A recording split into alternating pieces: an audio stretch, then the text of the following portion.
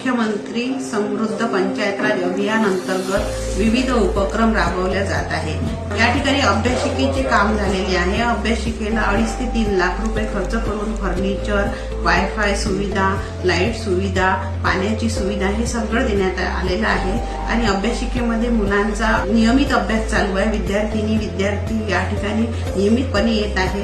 मुख्यमंत्री पंचायत राज अभियान अंतर्गत शाळा डिजिटल करून, शाळेला रंगरंगोटी करून, स्वच्छता करून मुलांना चांगल्या प्रकारे घडवण्याची प्रक्रिया या शाळेतून केली जात आहे। तसेच पोषण आहारावर नियमित लक्ष देत आहोत आम्ही।